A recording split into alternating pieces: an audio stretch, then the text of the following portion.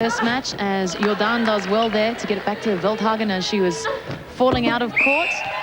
And Westhuizen gets her 10th goal, 10 from 13 now at 77%. Advantage obstruction, wing defense. Miss Willering's changes have now introduced all of her squad into the series, so they've all taken the court. And you can see the old guard Annie of Westhuizen and Colling. Westhuizen has gone into goal shooter, Belinda Colling now in a goal attack. Westhuizen with that particular goal takes New Zealand's score to 38. South Africa 19. And that positional move shows the nice headaches in store for Yvonne Willering. She can have either Van Dijk or Westhuizen at the back. Beautiful height and elevation, wonderful posts. Up the front, she can have Colling's movement and her drive and her organisational skills, or if she wants to push Westhuizen out, slightly different style of goal attack, but no less effective. You can see the changes there to South Africa. Not too many, just a positional change. Kotze into goalkeeper, deploy into goal defence. Which is where they started the game, so we're sort of back where they started, aren't we? Gone back to exactly where they've started. Plenty of changes here for New Zealand. I'll run through them for you. Westhuizen has gone back to goal shooter. Belinda Colling has come on at goal attack. Victoria Edward has come on at wing defence. Nicol has gone to the bench. Cheryl Clark has come on at goal defence, while Menny has gone to the bench. And Linda Wagner has come on at goalkeeper, as Davu has also taken a seat. So wholesale changes there from Yvonne Willering, but she had the opportunity to do it. They're out by 19 at the moment, and she really wants to get the rest of her team running out on court. Oh, beautiful ball from Colling onto Westhuizen, but her eyes were down. She wasn't sighted. What a pity, because it was a special play. Australian audiences, I think, will be familiar with most of the players on court for New Zealand. Perhaps not Edward.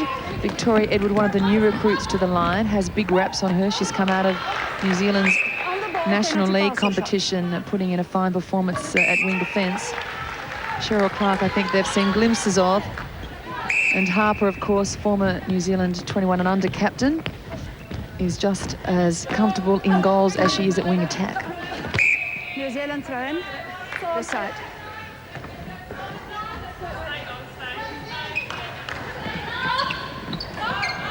Harper plugs the baseline to Westhuizen. Westhuizen, who we noted earlier, had a few turnovers against her name, but she's settled from the moment we mention it. She still sits on 6, so she's moved through the last 15 minutes of netball with very few errors against her name. Well, South Africa eventually cleaned it up as time is called here for Bib. That's gone off in the back play there. Deploy had to attach. Bit of movement from Wagner into Jordan then as she tried to play the pocket. Westhuizen finding it difficult to free herself of the black uniforms. And Clark and Wagner work well together in defence. That one, though, goes through the hands of Westhuizen. It's not having a happy time since they moved her back to relax. There's been fight at her from all angles, and it's just not sticking. So the new lineup taking a little time to settle for New Zealand. 20 goal difference, 40 plays 20. 10 minutes 40 remaining in this third quarter. Contact goal shooter, penalty pass. Oh, it's looking messy for New Zealand. They're not moving onto the ball, and the options aren't good being taken with the pass. Well, a lot of disruptions to their lineup at half-time, but interesting to note it's taking them time to settle. Bock has to go back. The penalty's been called. So Bock, the South African captain, into Elsha Jordan. Clark holding her balance beautifully then, poised and ready for another leap, but pulls in the rebound. Just to let our viewers know, Jan Teasdale started the game as one of the two officiating umpires. She left the court in the last quarter, was replaced by Kate Wright. She has a slight injury to a calf muscle, and no doubt has tried to pull the call early enough to get it fixed and back on court in other matches. So there's a speedy recovery to Jan Teasdale. Westhuizen gets another one on the board for South Africa. 41 plays 21, under 9.5 remaining. Take a look at this last play from South Africa. Jordan opens the arm and winds it up, and again, beautiful hands from Westhuizen. She's been tested, I have to say, with some of the balls put to her, and she's been delightful in the air in this third quarter. Great work from Wagner, who chased down the ball, but now at the other end, Colling has trouble keeping a handle on it. Tighten it up is the call from Yvonne Willering, the New Zealand coach. Wagner chased hard, kept it in court. Adine Harper picked it up from there. Westhuizen holds it up. And Wagner is put out of play for contact. And Westhuizen gets her 12th goal. From 16 attempts at 75%, 41 plays, 22. So definitely South Africa not letting New Zealand scream away with this match, as what many of us perhaps would have expected before it started, considering they were defeated by 46 by Australia, but then Australia were defeated by 15 from New Zealand. Which makes you wonder if there is somewhat of a letdown factor for New Zealand. All expectations set. They've only played the one match coming into this, and that was to take on Australia, so you really set your sights high. And of course, there'd be great euphoria in the camp with a 15-goal win. Then you're expected to take this one. Perhaps you just lower the expectations a little. New Zealand from the baseline. One statistic Annie will take a look at. New Zealand 37 penalties compared to South Africa's 13. So quite a few there. You can see Irene van Dijk on the sideline. Probably not as tight as they wanted to be in this match, the Kiwis. No, and you know, it's not even more than double. It's so much more than South Africa that you wonder how that can happen. But it's from both ends of the court, and it's fairly evenly spread across the team. I mean, Loughagen is on 6 penalties, George on 5, many their goal defence at the most, as you'd expect, on 9. You'd expect one of the back players to be pulling in a fair amount of whistle.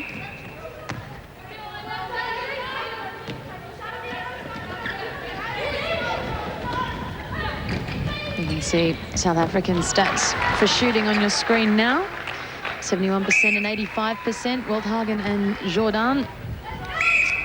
And the New Zealanders, scoring well at 83% collectively, have had 22 more attempts at goal as that one sinks. Yvonne Willering, just an interested spectator. A few notes to be made. I think she'd be scrawling notes in this third quarter. It's a disappointing performance for New Zealand, given the control they had on the game coming out of half-time. Jane Searle, by comparison, who's in charge of the South African team for this series, would be very pleased that her team has stayed in the contest so well. New Zealand have scored the last 3. Well, Wagner goes up, but there is contact between the two players. Doesn't impact on the game, says Kate Wright, so the throw-in will be taken by South Africa. Oh, Jordan just a little misdirected. Was a little too high for Bok, but the penalty came anyway, so South Africa still with possession, although great hands there from Linda Wagner. Wagner is the general at the back for New Zealand, controlling what's happening in the circle. They give away precious centimetres, the Kiwi defenders, but they're doing a good job of shutting down the ball on approach. Quick hands for the New Zealanders. Colling off to Loughagen. Colling with 3 from 6 since entering the game at half-time. Harper, Loughagen, Colling, quick bounce pass. Well, she just set it up. She knew where she wanted to place it.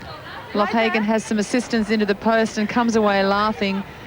She's double play, look at it, beautifully threaded. Tries to go through the layup. I don't think I want you to, says Kotze, but Kotze never retreated from the landed foot. And I think every picture tells 1,000 words. Certainly does. Edward, Clark onto Harper. Loughagen, hands from Bok. But George able to regather. The New Zealand shooters waiting for the ball to be played around by their feeders, waiting to see what space would open up. Very little movement there. Let the ball do the work. New Zealand now have scored the last 5. As we see Pelcher, long ball was meant for Bok, but was way too high. Wagner comes up with it. Harper, full of running. Lucky there as the ball goes through the hands of Kotze. Contact keeper, advantage goal. The advantage goal called for Donna Loughagen, who now has 20 goals from 23 attempts. Advantage obstruction. And moving a little more freely now, the New Zealanders have taken their score to 48 over South Africa's 23. I think we're seeing ample displays of Loughagen and Collins' background in basketball, the use of the floorboards, the holds around the posts that are now entering into their attacking format. The format for New Zealand has taken a dramatic change since the combination has been switched at half-time. Something interesting when I was chatting to the South African team that they were mentioning was that they're not used to playing on wooden courts. They're used to playing on cement courts that have a bit of a rubber top on top of it, but you know, much harder, and they found it very difficult to start off with when they're playing here in Australia with the wooden courts. You spring, and the ball, if you bounce past to somebody, it springs, as we see Leanna Deploy here go down. We can see Leanna Well, I think Deploy. it was Leanna too having some treatment earlier in the match. It was hard to tell what the treatment was for, but now that you've raised the court surface, I think I said at the time it could be the change of surface. And look, we're just hypothesising here, but when they do come from a concrete-based floor onto the boards, even though the boards are more forgiving, the change of surface can cause problems for the body, particularly shin splints. And now this is Leanna Deploy. Let's try and see here what happens. well, she's trailing play. You see now she changes direction. Oh, just unattended, and as she goes to change direction, you can see it's stung. It's the right ankle. And I think Julene Meyer is coming onto the court here. We were more to the middle, though. And this will be her first touch of the series. I'm pretty sure it's Julene at goalkeeper, Julene Meyer. Take it exact. Although we haven't really had much of an opportunity to cite many of these players. We'll get confirmation of that, whether it is Julene that has taken to court in goalkeeper. And of course, Des Kotze has moved. Oh, she's into goal defence there, Kotze. They've also taken the opportunity to introduce another player in the midcourt. It's Notseki. So Lisa Notseki has been introduced at wing attack, replacing Boyson for South Africa. So Jane Searle pulling a couple of reins with that timeout. Of course, the changes must involve the injured player. That isn't to say you can't change other players, but they must at least involve the injured players, as New Zealand shows off with some beautiful open netball to the post. Well, you can see the changes there. Nokseki coming on at wing attack, Meyer in at goalkeeper, and Kotze in at goal defence. And South Africa now. And that play beautifully read by Linda Vangenaro. That'll be brought back with Edward out of play for New Zealand. Nokseki into Jordan, steadies herself. We'll get this one again. The contact on the arm against Cheryl Clark. And she doesn't miss with that shot. Jordan, 13 from 15 at 87%, has been on target for South Africa as another South African defender hits the floorboards. And time being called now for Adine Harper, I think it is. Jane Searle watching on with interest. But I didn't catch what happened to Adine, but she seems to be winded, I think. I didn't either. I was looking at the other end, but perhaps the clash between those two players, because Meyer was deep out of the circle, just the corner near the transverse line. So just needed a moment to catch her breath. She seems to be okay. Take a look, see what we can... There's Harper on drive, and yes, Meyer comes out with no regard at all for Harper's position. And a poorly timed challenge from the new recruit on court for South Africa.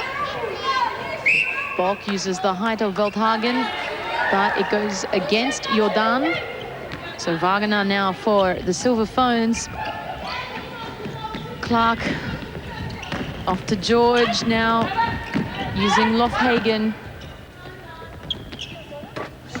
A sweet shot from Loughagen. They're just falling nicely, aren't they? They certainly are. 25 from 28 attempts now at 89%. And she was quite happy with that last goal as well.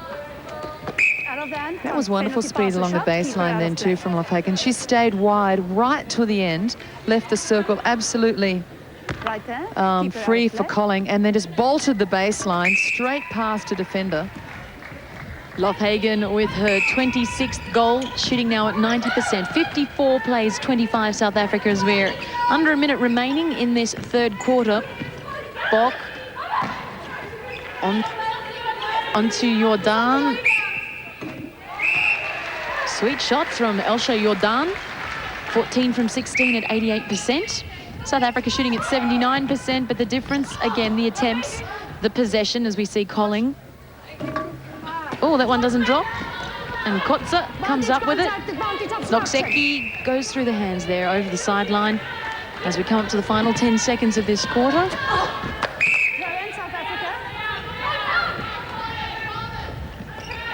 Timekeeper now about to chase Kate Wright, as is done in netball. And Kate Wright has been caught, so she has called three-quarter time here in this international match between New Zealand and South Africa. New Zealand 54 leading South Africa 26. And 1 quarter left in this match, and it's South Africa who get us underway. Bronwyn Bok and Manzo Mashoga has come on in goal attack for South Africa. We'll have a look at that in a moment as we see Westhuizen float one up until Westhuizen. And I know I shouldn't do it, Simone, but I can't help myself. Comparative scorelines. Australia 53-15 at this same point when they played South Africa. So the scoring rate between Australia and New Zealand comparable, but Australia in fact held South Africa to significantly fewer goals. Well, the Australians are here in the crowd watching. I'm sure they will know exactly what their splits were at each quarter time. 55-27 at the moment, New Zealand over South Africa, but South Africa have played a much improved match in this encounter than they did on their first occasion out, which was in Melbourne.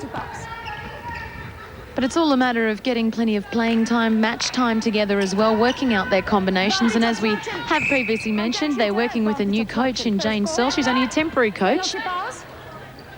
And they've done quite well in this match. Let's take a look at the changes that were made at three-quarter time. Mashoga has come on at goal attack. You can see Westhuizen is at wing attack, deploy in at goal defence. Kotze is back at goalkeeper. So deploy quickly returning to the court from an ankle injury. By the look, we thought she might have been out for the rest of the game, but she's recovered very quickly. Westhuizen has been a bit of a yo-yo at wing attack. She was replaced by Notseki, but she's back on. And Mashoga, of course, started at goal attack when South Africa played Australia first match in this series. You can see that Jenny May Coffin has come back on for this fourth quarter for New Zealand. She's in at centre, and Temapara George has gone to the bench. Coffin, of course, was playing wing attack in the earlier quarters of this match as Colling and Coffin work well together. Colling sinks another goal. Irene van Dijk likes it from the sideline. She's sitting there with Wilhelmina Davu. New Zealand 58, South Africa 27. Just under 13 minutes remaining in the match. Through the hands of Loughagen. The outlet pass, not a good one though from Des Kotze. It's important not only to expose a variety of players to the series, but to keep the legs fresh enough for the next battle. And you'd have to concede Temapara George played the entire match against Australia. She's played three-quarters of this match. And even though it seems like the match is a space, there's training sessions in between and they are on the road. So freshen up your mid-quarters in particular is a smart move by all the coaches involved.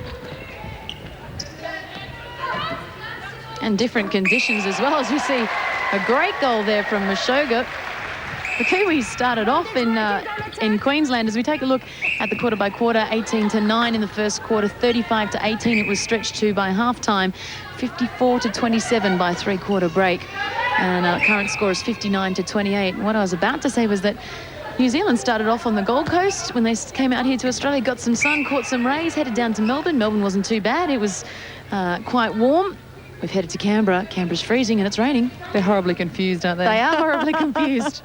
I wasn't that impressed either. Loughagen, though, as long as she's under that ring, is not too troubled. 30 goals from 33 attempts at 91%. Mashoga is looking to go backwards to deploy there, but badly mistimed that pass. And it ended up being quite an easy goal there to Donna Loughagen. Yeah, Kotzer caught then just floating at the top of the circle. No regard for where Loughagen had positioned herself under the post. New Zealand with 20 more penalties than South Africa, 47-27. As that one goes through the net. New Zealand 62 now, South Africa 28. There's a touch there from Victoria Edward. Closer to the circle, in the middle, come forward. Pelcher just readjusting her position on court, according to Maggie du Plessis. Veldhagen to Bock.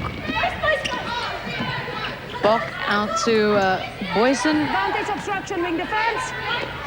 Cross court to Bock. Goal defense using the elbow, penalty pass or shot. Clark stands aside. Mashoga. Contact goalkeeper pushing. I was going to say Mashoga wasn't even looking at goal. Wait for the player Well, to be Veldhagen willed Maggie du Plessis to call that. She stood her ground and eyeballed the umpire. Mashoga on 3 from 3, so a good introduction to the game. Loughagen was the most accurate of the series coming into this match, and she's done herself no harm. She's really slouching through this one at 92% accuracy, 33 from 36. And that's with a stint at goal attack, so that's brilliant work from her. Veldhagen. And the small crowd in here at the AIS applauding the work there of the South African team. They made some nice ground for themselves as Des Kotzer comes up with an intercept as well. Bock, cross court to Veldhagen. Contact, penalty pass, Boysen New Zealand, has a stint in the circle, Out of play, wing attack. and it will go as a contact call against Boysen by the look, who pretty well charged through the space without much regard for where people were positioned. Kotzer pinned for this one. Belinda Colling lines it up, takes the shot herself, it drops through. Colling now with 8 from 12 at 67%. Allowing advantage. Deploy and Bock working together. Contact, wing defense, penalty pass. Edward came in there with the contact, so now it's Boysen. Mashoga across Goal to defense, penalty Bock. pass or shot. Right there, a bit back. Right there. Right there is the call. Mashoga doesn't want to take it though. Dishes off to Veldhagen, who she deems to have the better position. Contact. Well, sometimes it's just the challenge of can I get it one place further? Coach's nightmare, and now we see Boysen leave the court holding her back. So quite a few injury timeouts starting to creep into this match. And the South Africans, I'm not sure they've played too much international level, and especially against the quality of Australia and New Zealand, they have been physical and demanding matches. They've really had to play outside of themselves, and it does look like Boysen will be coming off from wing attack.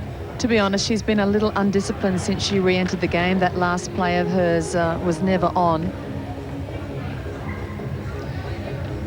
New Zealand, on the other hand, taking a look up to see, yes, girls, there's 8:25 remaining on the clock, and you're ahead by 64 points to 31. Or are they thinking the Aussies scored 70? You know, they could be doing that too. We've probably created a myth around something that isn't happening, but let's go with it. Look, why not? Oh, look, I'm sure it happens. And whilst you'd never do it meaning disrespect to your opponent, as we said before, you can't help but try and better someone else's score. And it's Martha Moshwali who has come in at wing attack for Danley Boysen. We've not seen Masola on court in this series today. We have seen touches of her before with the South African side. It's her first entry into the Tri-Nations series. Bock into Mashoga. Who really had the time to dish off to Veldhagen, but was more intent on contesting her opponent. And took the breath to steady herself. But again, we have another injury timeout. This time it's Leanna Deploy, the goal defence. Who struggled. I think this is her third timeout in the match. Not that there's any maximum or minimum number you can call. You're entitled when needed. But I think it would be the third time she has called time, which makes you wonder that she re-enters the game. Well, it does, and we were quite surprised that that ankle. We watched the replay on several occasions, and we thought that it did look quite nasty. And Julene Meyer came on for just a brief period there in the end of that third quarter. Now, it doesn't look like the bibs are being removed here from deploy, so... No, but they're obviously trying to mobilise the ankle and find a bit more movement in it for her, so she must feel stiff and sore. The bibs are now being removed. And I think it will be Julene Meyer who will again come back on. This time in goal defence. I think she took to court in the third quarter in goalkeeper. Very difficult for both teams. For New Zealand, because their rhythm is constantly disrupted, and for South Africa, they're constantly trying to regroup and set up new combinations, and that's a difficult thing to do, particularly when you're the less experienced of the two teams. A little bit of attention there for Victoria Edward as well. Seemed to have a cut on the leg. Bock onto Pelcher. Pelcher and Bock combining here. Back to Meyer. Moswale. Pelcher. Bock. Just the advancement here of South Africa being held up. Martha Moswale charges that one down. Bock with a good feed into Veldhagen. But lost her balance under the pressure. Wagenaar will take it from the baseline. Changes for South Africa. You can see that Julene Meyer has come on in goal defence for Liana Deploy, and Martha Moswale has come on at wing attack for Danley Boysen. Oh, in and out, but nicely brought back in by Colling. And New Zealand will have the centre to follow. Colling quickly off the transverse line. It makes such a difference to snap quickly into that and turn and sight your circle early. You can get a ball away before the defenders have time to set up, and Colling, an expert at doing just that. And the turnover also to New Zealand against South Africa's centre. It was a break called against Amashoga, the South African goal attack. Under 6.5 remaining in this match. 66 plays 32. So it is apparent that New Zealand will overtake that 70-goal buffer, that or margin that the Australians had. The benchmark is really what I should have said. Australia 70-24 over South Africa when they played them. 66-32 at the moment. Moswale into Mashoga. Oh, sweet shot from Mashoga, who's enjoyed her brief stint in this match. She's sitting on 5 from 5. Can't query those stats. Nice timing there from Belinda Colling. Just held up the pass into her partner, Donna Loughagen. Colling has beautiful hands and a wonderful intuitive reading of the game. She can create something out of nothing, and she is the perfect foil to work with Loughagen or Van Dijk. Again, it opens up because the focus was on Colling's drive to the ball. The South African defenders switching to cover that, leaving Loughagen exposed on the far side of the post. Here she is, Loughagen, as that one falls in for her. 36 from 40 attempts at 90%. Outstanding effort here from Donna Loughagen. Has been very impressive, has played both goal attack and goal shooter in this match. And Harper now showing off with a beautiful feed into the circle. Has watched Colling do most of the delivery. Well, like all top teams, very tight competition for positions out on court. The New Zealanders now on a bit of a high, on a bit of a roll, that they have defeated the Australians twice in a row, and I think they're itching to all get into that starting lineup to get out there against them. Well, that's the million-dollar question too, isn't it? The starting lineups for Australia and New Zealand next time they meet. There you see Masola balancing on the edge of the circle. Veldhagen down a little early on the hold, allows New Zealand to get around the body to contest, but it's made into a wrestling match. New Zealand have hit the 70 plays 34. They've allowed South Africa 10 more goals than the Australians did. It has been a much more competitive Proteas side that we have seen in this match tonight. Belinda Colling looking a little like a sandwich then. Just held her ground, was smothered on both sides. And good rebound there from Des Coetzer. Bock back to Coetzer. Not a lot of options there for them, and in the end it just floats across to the waiting hands. Loughagen